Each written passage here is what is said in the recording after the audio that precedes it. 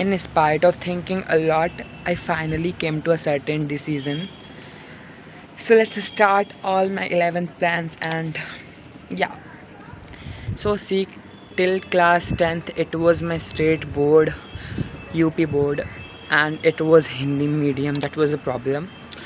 See, India is a country.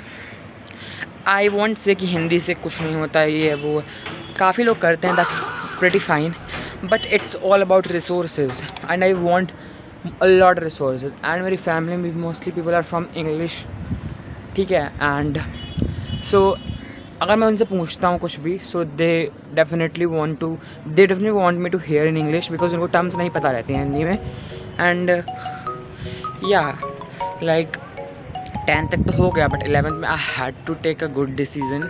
सो देखो, हिंदी वाले को इंग्लिश के वर्ड्स आने चाहिए, टर्म्स आने चाहिए, बट इंग्लिश वाले को हिंदी के आए अच्छी बात है, बट इतना इंपॉर्टेंट नहीं होता है. लाइक डेफिनेटली इंग्लिश वाले को हिंदी जाने की कोई ज़रूरत नहीं है, बट हिंदी वाले को इंग्लिश भी आनी चाहिए, तो वो दोनों चीज़ें मैनेज करनी चाहिए, ठीक है. बट मैंने सोच रखा था कि लाइक मेरा तो हिंदी वाला है, ठीक है, तो मैं दोनों ही मैनेज करूँगा. I knew it will be gonna so hard and tough, but I was ready to do it. So मैंने बैच अपना लिया था मई में लिया था, आई गेस 5th में वैसे कुछ लिया था मैंने बैच अपना अर्जुना वाला, एंड मैंने इंग्लिश मीडियम का लिया था. मुझे पता नहीं था आगे मैं क्या प्लान लूँगा, क्या चूज़ करूँगा, बट मैंने इंग्लिश वाला ही बैच लिया एंड थैंक गॉड मेरे मॉड्यूल सब इंग्लिश में आए. NCERT भी मैंने इंग्लिश में ही करी थी. मैं इंग्लिश में पढ़ रहा था तब से अभी तक मैं इंग्लिश में पढ़ रहा था. मैंने अपने फैमिली में कहा कि I want to go to CBSE board, but they declined it. We had debates, we had conversation, but अब I can't tell you ना everything. So मैंने उनसे कहा ठीक है स्टेट बोर्ड है, चलो ठीक है. एंड प्लस मेरे भी अंदर भी एक था फीलिंग कि लाइक डर नहीं था CBSE से, बिकॉज मैंने CBSE के क्वेश्चन सॉल्व किए हैं. CBSE में ये फ़र्क होता है, उसमें बहुत चटपटे प्रकार के क्वेश्चन आते हैं, लाइक थोड़े टैंगी क्वेश्चन आते हैं. कॉन्सेप्ट अगर पता तो तुमसे सब हो जाएगा भैया, कोई भी कुछ भी हो, अगर अच्छे से पढ़ाई की है तो सारा ही हो जाता है. लाइक कुछ तो टैंगी बहुत मिलता है क्वेश्चन लाइक. और स्टेट बोर्ड में वही NCERT के PY मोस्टली रिपीटेड होते हैं. CBSE में भी होते हैं बट इतना नहीं होते हैं. सो या लाइक बट इस बार OSM चेकिंग हुई थी, आई एम सॉरी. सो उसकी वजह से थोड़ा मुझे डर था कि लाइक एक तो मैं बोर्ड चेंज कर रहा हूँ भाई, मीडियम सब कुछ, स्कूल सब कुछ चेंज हो रहा है भाई. मेरे अंदर था कि लाइक किसी भी कॉम्पिटिटिव एग्ज़ाम से इम्पॉर्टेंट होते हैं बोर्ड्स 12th के, बिकॉज काफ़ी लोगों को लाइक कॉम्पिटिटिव एग्ज़ाम निकाल लिया बट तुमने 12th में ही नहीं उतने मार्क्स आ पाए जितने नीडेड थे, क्या फ़ायदा. सो फिर डिसाइड हुआ कि आई will be staying in UP board. फिर मैंने घर में कहा भाई मुझे इस स्कूल में नहीं पढ़ना है, बिकॉज उस स्कूल में मुझे बहुत ट्रॉमा दिया है एंड मैं बचपन से उस स्कूल में पढ़ रहा हूँ, तो मुझे मेमोरी बस मेरे पास उसी की है. और भाई मेरी स्कूल लाइफ पूरी कुछ नहीं है मेरे पास स्कूल लाइफ के नाम पे.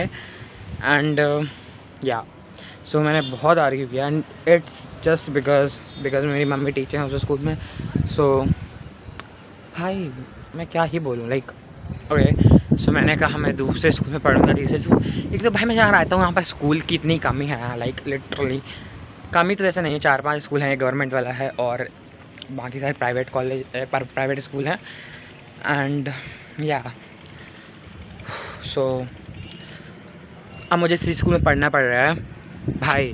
एक तो मैं इतने दिन बाद स्कूल गया हूँ, लाइक मेरा डिले हो रहा था रोज़.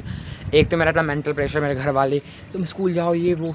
हाँ मैं क्या ही करूँ, मेरे पास कोई ऑप्शन ही नहीं था. तुम समझ रहे हो मैं क्या कहना चाहता हूँ. एंड मेरा स्कूल वाले भाई मेरे पीछे देना पड़ेगा बिकॉज आई स्कोर 94% है टॉप में स्कूल. सो भाई मेरे पीछे ही पड़ गया, like I had no other option.